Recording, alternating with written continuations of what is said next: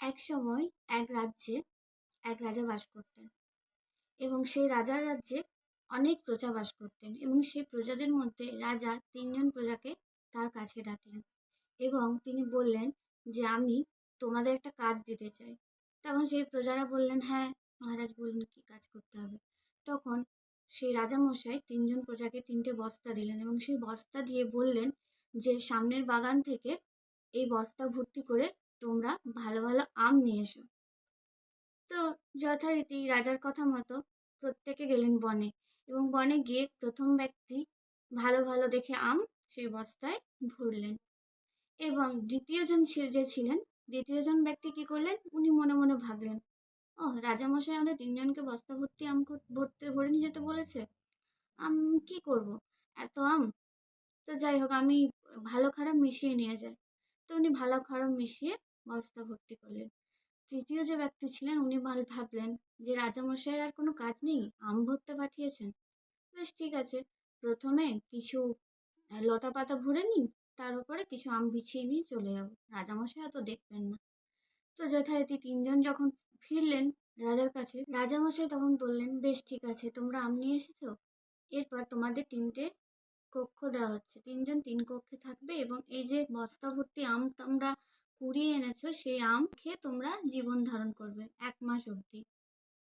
তো যেই রাজামশাইয়ের কথা শুনেছে, শুনে দ্বিতীয় জনের মাথায় হাত। দ্বিতীয় জন ভাবছে, ইস আমি কি করলাম, নিজে নিজে পায়ে কুড়ুল মারলাম, ভালো খারাপ মিশিয়ে নিয়ে এসেছি, ভালো তো বেশি নেই, তা আমি তো বেশি দিন জীবন ধারণ করবো কি করে, কি খেয়ে থাকবো।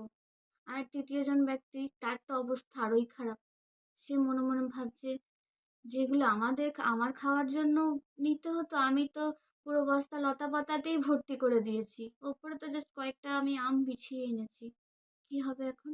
আর প্রথম জনের তো কোনো চিন্তাই নেই, কারণ প্রথম জন ব্যক্তি সব ভালো ভালো আম কুড়িয়ে এনেছিলেন। তো এরপর আপনারাই বলুন যে আমরা যে এত দুঃখ কষ্ট পাই, এই কষ্ট কি ভগবান আমাদের দেন না আমরা কুড়িয়ে এনেছি। এই আম কুড়ানোর মতো আমরাও প্রারব্ধ কর্ম অর্থাৎ আমাদের আগের জন্মে সেই কর্মগুলো নিয়ে এসেছি এবং সেই কর্ম ওয়াইজ আমাদের এই জীবনে কষ্ট পেতে হচ্ছে। এই রাজামশাই কিন্তু আর কেউ নয়, এই রাজামশাই হচ্ছে ভগবান। আর ভগবান আমাদের সুযোগ দেয়, ভগবান আমাদের সুযোগ দেয় ভালো কর্ম করার জন্য, কিন্তু আমরা কি করি, আমরা ভাবি দূর কি হবে, কে দেখবে, ভালো খারাপ দুটোই করি না কেন। আর কেউ কেউ থাকি যে ওই তৃতীয় জন ব্যক্তির মতো খারাপই ভরে দিই। তো এটাই হচ্ছে কথা, যে আমরা যেই দুঃখে জর্জরিত হয়ে থাকি, দুঃখ পাই, এগুলোর কিন্তু দায়ী ভগবান নয়। আমরা অনেক সময় হয় না দুঃখে থাকলে, কেন ভগবান তুমি আমাকে এতই কষ্ট দিচ্ছ, আমার এত কষ্ট কেন, এটা কিন্তু ভগবান দিচ্ছে না, এর জন্য আমরা সম্পূর্ণ দায়ী।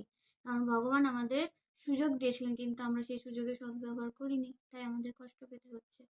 এখন আপনারাই কমেন্টে বলুন যে এই জড়জগতে যে কষ্টের মধ্যে দিয়ে আমরা যাই, এর জন্য কে দায়ী, আমি নিজে নাকি ভগবান। হরি বল, হরে কৃষ্ণ।